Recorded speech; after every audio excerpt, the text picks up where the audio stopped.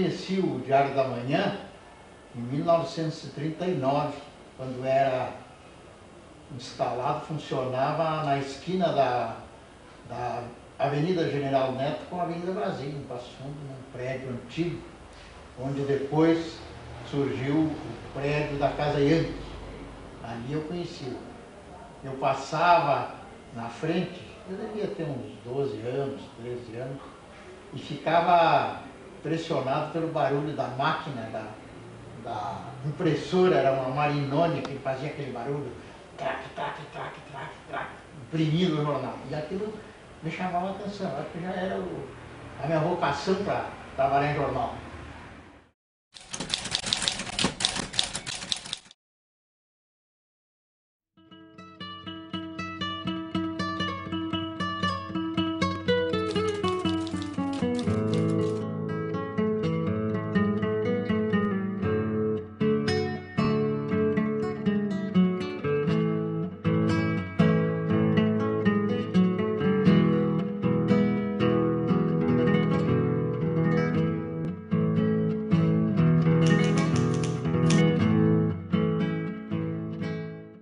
O Vieda foi um esforçado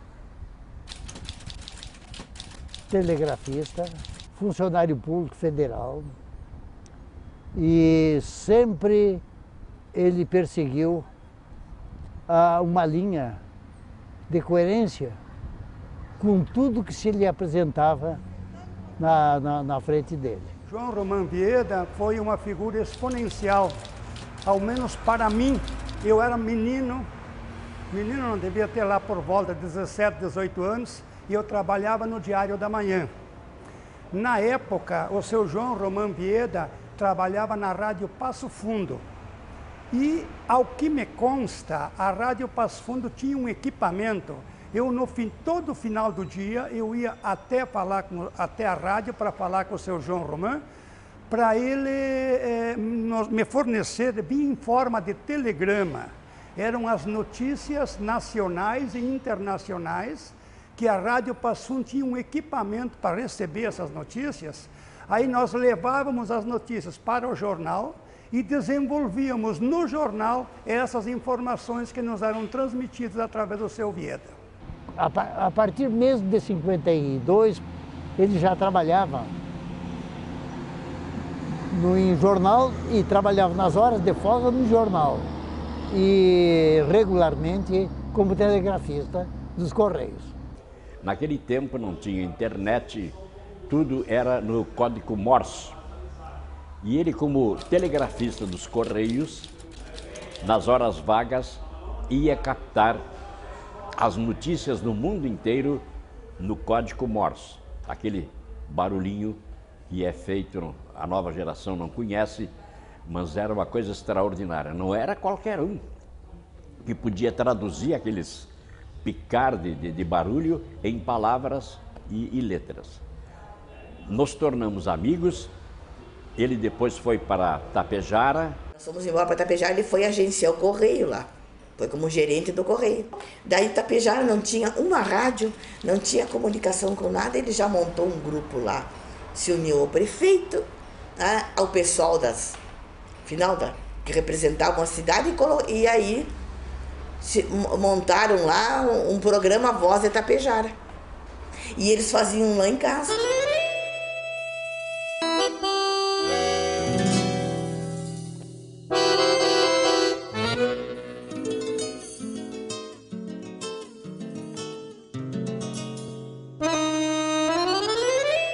Daí a gente veio embora. Aí, só que eu não tenho bem noção se ele foi pro Nacional, né, Mari? Mas no começo ele foi pro Nacional. Ele tinha uma saletinha, e onde ele tinha a biblioteca dele e a máquina de escrever. Isso. E daí ele ligava ali 7 horas o Repórter Esso, que existia na época. E daí ele pegava as notícias e tal para fazer a coluna dele, que era a Opinião Livre. Ele botava o gravador lá, sentava na maquininha de escrever e ia tirando as notícias, escutando e... Amigo ouvinte, aqui fala o Repórter Esso, testemunho ocular da história.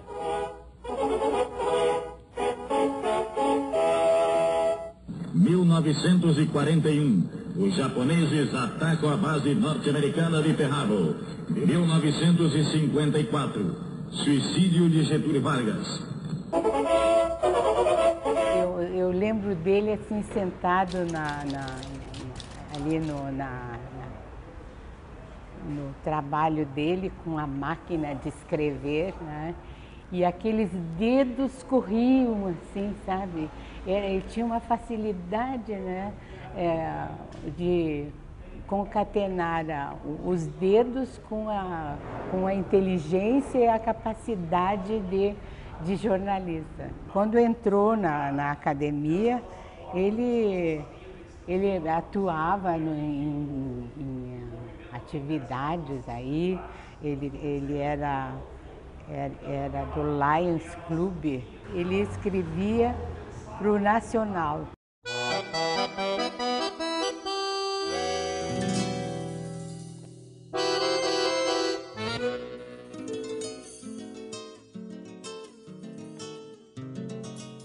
Eles se conheceram, moravam perto. Ele morava na casa da avó mulata e a mãe morava ali por perto. Então eles se conheceram e aí a minha avó, a mãe da mãe, foi contra no início do namoro, não queria saber. Naquele tempo iam namorar, sentavam no sofá, ela contava, e aí ele contava as histórias dele. E aí foi indo, daí depois a minha avó também, a mãe dele também não queria, mas eles acabaram casando.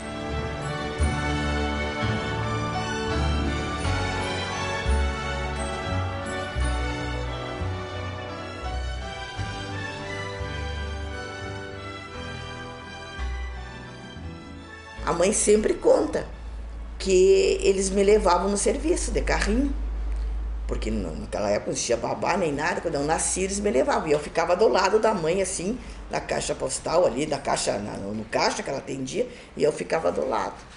E daí eles vinham para casa à tarde, os dois comigo no carrinho. Isso a mãe contava, e ele também. Todo domingo era sagrado, de tardezinha nós íamos para o culto, né? Nós íamos na Metodista. Depois do culto, nós íamos ao cinema. Depois do cinema a gente jantava fora. Então isso já era tradição. Todos os domingos a gente já guardava o domingo com ansiedade, né? Que era a programação que nós fazíamos sempre. Outra coisa que eu me lembro da minha infância foi... Tinha uma pedreira aqui em Passo Fundo, né? E era deu lá embaixo, era não sei quantos metros de profundidade. Nesse momento ali, tinha um campo muito bonito. A gente fazia uns piqueniques ali e tal. Eu me lembro que não sei quantos anos eu tinha. Eu lembro que eu estava com um chapelão de palha até. E tinha o vento levou o chapéu. E o chapéu foi indo pro precipício, eu atrás. Mas eu não cheguei aqui, acho que meio metro quase de cair, o pai sabe, Paulo! E eu estaquei. Também nós éramos obedientes, porque parecia que fazia, né? Eu estaquei. Se fosse outro, sempre tinha uma pessoa dizer o que é, né? Tem gente que pergunta o que é e continua, né? Eu estaquei, fiquei parado. O pai veio devagarinho e me pegou. E o chapéu já tinha caído lá embaixo, né? Eu parei, ele veio e me buscou, eu levou de volta. Essa eu nunca esqueço. Ele era uma pessoa muito sábia e ele nos passou, os princípios todos foi ele que nos passou. A mãe também, mas porque ele foi muito forte nesse sentido, né? Aqueles princípios rígidos dele, né? E eu devo a ele, e a gente consegui passar, acho que consegui passar para meus filhos, entende? Porque eles também adoravam ele, né? Adoravam ir lá conversar com ele, porque meus filhos só pegaram o pai, né? Eles não conheceram a avó, né? Porque ela faleceu. O pai era muito crítico, né? Muito crítico. E era uma pessoa, assim, muito... Como é que eu vou dizer? Ele não tinha medo de ninguém. Doesse a quem doesse, ele escrevia, ele criticava, ele não queria nem saber, né? E ele sabia como escrever na época da ditadura, né? Entende? Porque ele usava certas artimanhas, entende? Para colocar e para criticar e tal, né? E daí eu lembro depois quando ele, porque eu sei que ele foi convidado para trabalhar no Diário da Manhã, né? Daí que ele foi embora para Chapecó.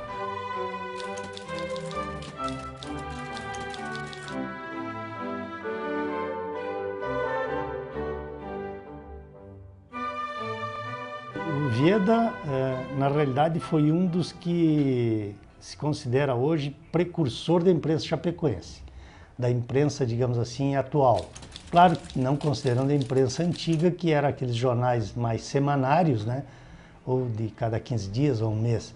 O Vieda inaugurou, me parece, na época que ele veio para cá, no fim de 79, 80, por aí, a imprensa que nós temos hoje. Por ser o primeiro jornal diário do Grande Oeste, ele provocou profundas alterações no modo como a sociedade lia jornal, porque estávamos acostumados com jornais diários só de circulação estadual ou nacional, e passamos a ter um jornal local, regional, editado diariamente em Chapecó.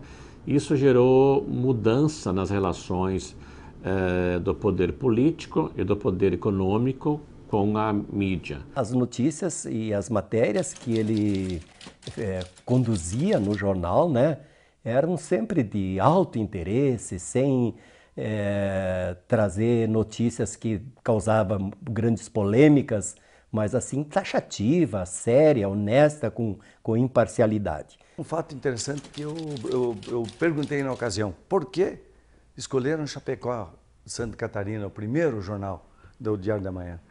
E o Dr. Jorge me respondeu o seguinte, que o Chapecó, juntando Erechim e Passo Fundo, não daria movimento econômico de Chapecó. Então, para nós, chapecoenses, eu como nato também, me senti muito orgulhoso, né? E o seu Vieda estava ali. O seu Vieda estava ali, conversei tempo com ele. E o seu Vieda é uma pessoa sempre solícito, uma pessoa alegre, uma pessoa comedido nas suas palavras, como jornalista, e jornalista muito experiente, né? E me marcou muito isso. Ele era um homem de uma vivência muito sagaz, muito esperto.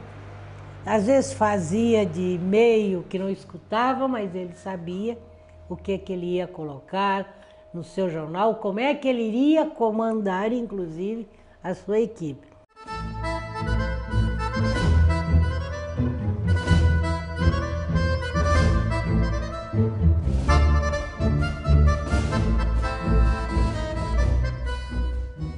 Era gostoso trabalhar com ele, né?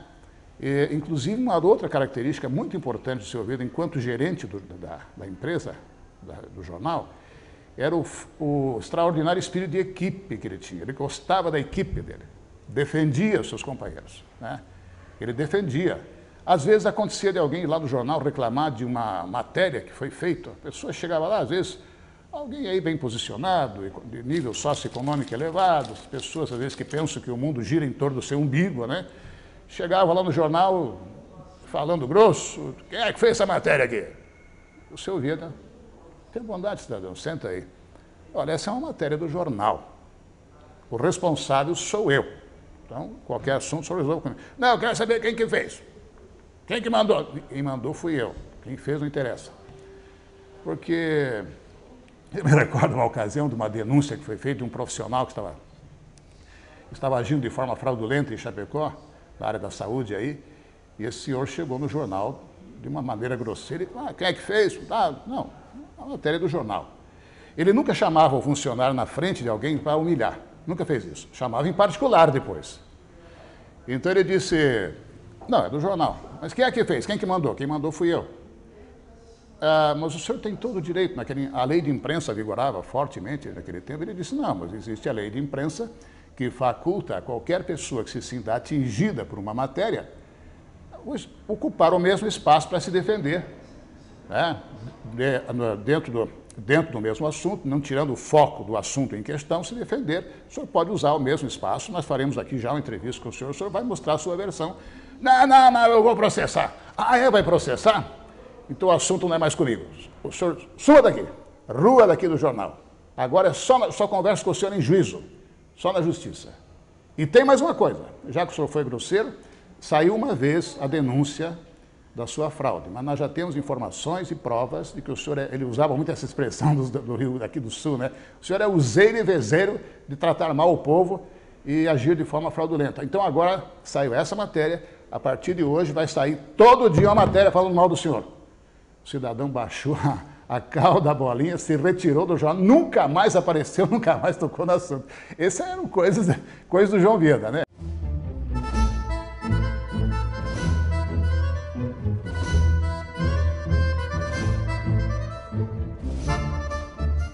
Os profissionais que estavam se iniciando na área, ele recebia, ele abrigava no jornal, ele dava emprego, ele dava orientação. E era uma pessoa assim que fazia questão de transmitir o seu conhecimento de vida e de mundo para os novos. Nós íamos para o jornal e ele formava, porque não tinha faculdade, não tinha nada. Então, quem que era que falava, quem que era que ensinava? Ele ensinava. Eu acho que teve uma época que a gente se sentia todos ali como uma família, sabe? Todos trabalhando, procurando fazer o melhor, sabe? Cada um no seu setor, mas procurando fazer o melhor para aquela empresa, né, caminhar. O trabalho dele foi essencial, meu Deus do céu. Diário da Manhã foi a vida dele. Chegava a reclamar, às vezes eu disse uma vez, eu digo, olha, se tu continuar assim, né, eu digo, deixa na porta o teu trabalho, diz ele, não consigo. Ele era de ajudar bastante as pessoas. Então, pessoas bem humildes, assim, que iam lá pedir ajuda, ele sempre ajudava. Então, tinha alguns, assim, que era por hábito, sabe, que eles passavam com uma certa frequência. E aí ele dizia, ajudava, e depois ele falava assim, ó, tô fazendo minha poupança no céu. Eu defino o jornalista Vieda como um homem extremamente sério, um homem inteligente, foi um homem, por aquilo que eu conheci, amável aos seus filhos, fiel à sua esposa. Aliás, o Vieda, nos eventos que ia, levava junto a sua esposa. Poderia faltar o promotor do evento, mas não faltava o Vieda e a sua esposa. Daí ele já me ligava de tarde. Rita, nós temos um jantar assim, olha só, se eu não conseguisse, porque dificilmente eu deixava ele participar sozinho. Eu acho que nesse ponto eu fui muito companheira dele. Fiquei 22 anos casada, né? Então é uma vida. Eu conheci no mercado, eu trabalhava no supermercado Zafari. Foi ali que nós nos conhecemos, eu guardava flores para a esposa dele. Que todos os sábados ele vinha buscar, né? Ele chegava 4 vezes no mercado por dia. Daí eu fiquei, né? Todos os meus amigos começaram a rir, né? O que ele vem fazer tanto no mercado? Eu digo, vem comprar arroz, vem comprar açúcar. E daí foi assim que nós nos conhecemos.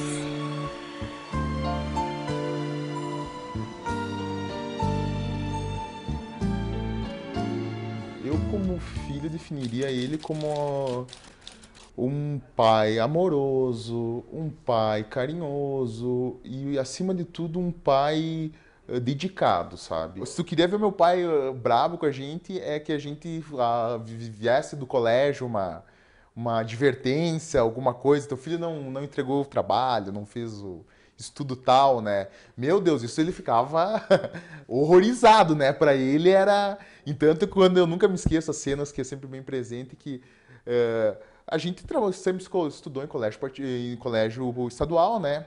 E quando ele chegava no colégio, os meus colegas me cutucavam. João, teu pai tá aí. Porque ele vinha no terno branco, porque nenhum pai vai no colégio de terno branco, sapato branco, parecia o governador do estado, né?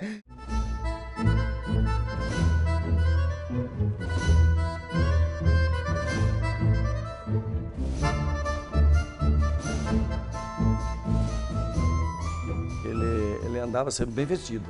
Usava gravata, que eu também sempre gostei de usar gravata, né? Ele também usava, então isso também... ele gostava muito de andar a pé. Ele não era muito feito a veículos, né? E gostava de andar a pé, sempre bem vestido, sempre com boa postura, né? Elegante nas suas colocações físicas e aparente, né? E bem comedido, mas sempre bem apresentável perante o público. Às sextas-feiras ele vinha todo de branco para o jornal, né? Ele era um homem um pouco obeso, né? Gordinho, mas muito elegante, muito no vestir, né? Caprichoso, sempre bem arrumado. O galinho de arruda na orelha para inveja, para combater mal olhado, né? que é o que mais existe, e isso existe, vibrações negativas, né? E às vezes ele ganhava um charuto lá de alguém, trazia um charuto de presente para ele e ficava fumando aquele charuto atrás da mesa, né? O João Vieda gostava sempre de uma boa conversa. Eu sempre dizia para ele, o senhor gosta de um bom papo, um bom prato, que ele era um apreciador de boa comida, um bom charuto e um bom vinho.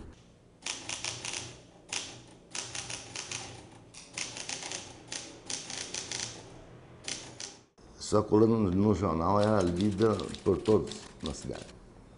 Era muito conhecido. Estava no cafezinho, conversava com todo mundo, na boca maldita. O Vieda era um sujeito que dava opinião e sustentava a opinião.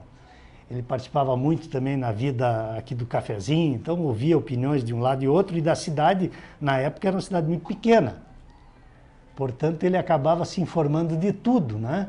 E como a coluna dele também era diária, ele tinha que ter matéria, então era um sujeito que estava preparado e estava por dentro de toda a atividade política, social. Chocava muita gente, mas ele transmitia o que é o papel do jornalista, transmitia o que ele pensava e às vezes exatamente conflitava com as ideias da cidade aí. Evidente que nem todo mundo gostava dele, nem todo mundo o admirava, mas tinha muita gente que gostava e o admirava. Inclusive ele colocava sempre embaixo como é que se diz, uma mensagem espírita, né? Depois que a mãe faleceu, ele se dedicou muito a isso.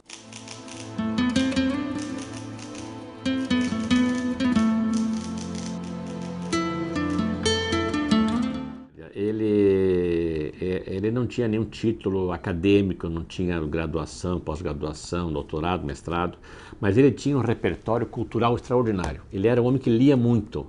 Ele leu todas as obras universais, ele assistia todos os bons filmes, e ele tinha um ídolo. O ídolo dele era Martim Fierro. Ele adorava a famosa obra de José Hernández, o gaúcho Martim Fierro. Então ele vivia declamando versos dessa grande obra da literatura universal. Este poema foi escrito por José Hernández, que explica a trajetória, a vida de um personagem criado por ele ou não, Martim Fierro. Aquí me pongo a cantar al compasso de la viola, que el hombre que los desvela una pena extraordinaria, como la ave solitária com el cantar se consuela. Todo sábado de manhã ele botava a música dele alta, sendo do dia que ele gostava do gauchesco ou do dia que ele gostava da ópera clássica, Tchaikovsky, Beethoven, que ele adorava escutar, né? E a gente sentava com ele e ele lendo, ele contava contos, né? Partes das histórias, não da vida dele, mas do que ele tirava dos livros.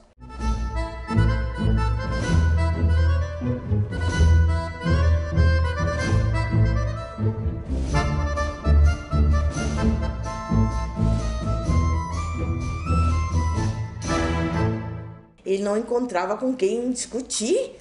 Esse tamanho conhecimento vai dividir com quem, não é? E aí depois ele começou, então daí ele começou a fechar, né? Então tinha umas pessoas lá, né, Mari, que ele se reunia e que ele podia conversar, e que ele podia trocar ideias, né? Nós acabamos aí criando um pequeno grupo que durou um bom tempo, que se reunia quase toda semana, ou cada 15 dias, lá no restaurante Calenda, lá no Vale do Rio Uruguai. Então nós íamos aos sábados, depois aí pela 1h, 1h30, 2h, quando o movimento do restaurante se reduzia, a gente chegava lá naquele restaurante e a gente ficava a tarde toda degustando alguns pratos, tomando um bom vinho, fumando alguns charutos e conversando, falando de muitos assuntos. E esse pequeno grupo tinha jornalista, publicitário, políticos. Para o João Vieda, esses encontros tinham um significado assim muito importante. Ele gostava muito, ele ficava todo mundo ligando. Ele dizia assim, o seu Bedinho, não esquece sábado, seu Bedinho, certo? Não, fica tranquilo. Sempre tinha muita visita, né? Então ele atendia a todos muito bem, chamava, as pessoas entravam, ele saía lá do lugar dele, lá no sofazinho, né? Sentava e gostava muito de conversar. Ele conversava muito, né?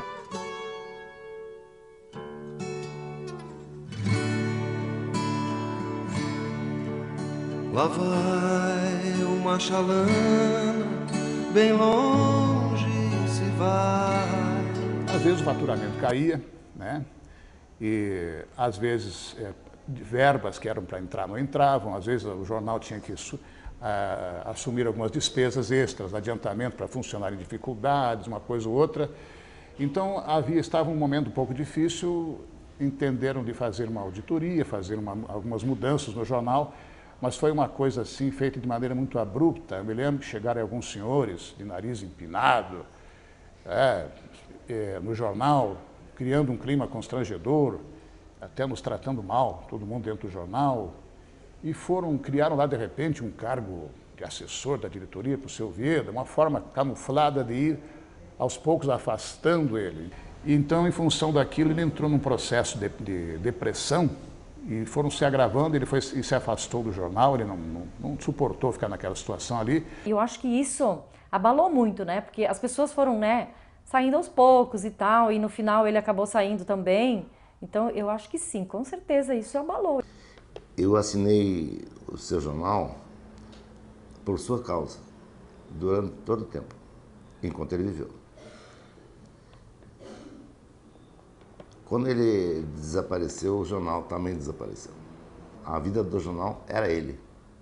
Ele era o jornal, o Diário da Manhã. Eu diria que o Vieda é um sujeito que, quando foi, vagou a cadeira dele.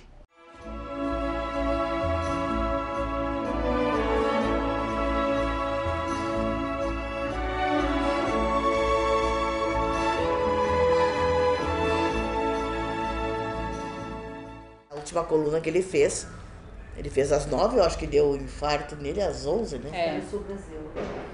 É, no Sul Brasil. Que daí ele saiu do Diário da Manhã, entende? Isso aí também foi bastante... eu acho que ele ficou bastante magoado, a gente sabe disso, né? Foi um... É, realmente, ele... Aí as coisas começaram a se somar, né? E as perdas, né? E tal. Meu pai sempre preparou a gente, por ser espírita, ele preparou a gente, que ele nos dizia que um dia quando eu morrer, vocês vão se lembrar de mim por causa disso. Então eu acho que ele deve estar te vendo agora, hoje, né? A gente sempre se lembra dele nisso. E eu me lembro quando o pai faleceu, o Daniel disse, nunca mais outra pessoa como ele. Ele deu o recado dele. E eu acho que é isso que a gente está aqui para isso, dar o recado. E construir alguma coisa. E ele construiu. Ele fez as coisas que tinha que fazer, botou os filhos no mundo, criou os filhos, deixou todo mundo bem e partiu. E a vida do Vieda é mais ou menos, em rápidas pinceladas, é mais ou menos isso aí. Ele foi uma personalidade que passou no nosso meio, e deixou muita saudade.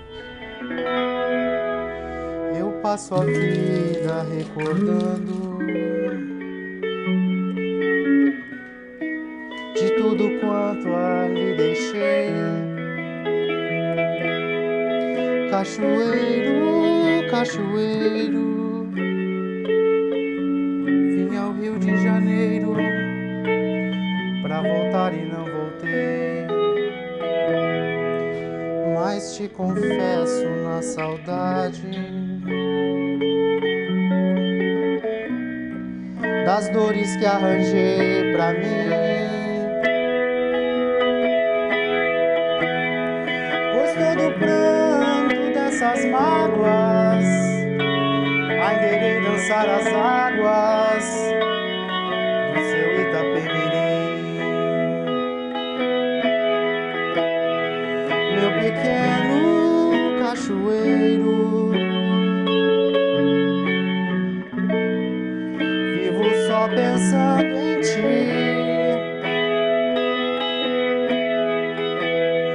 Ai, que saudade dessas terras, entre as serras, doce terra onde eu nasci.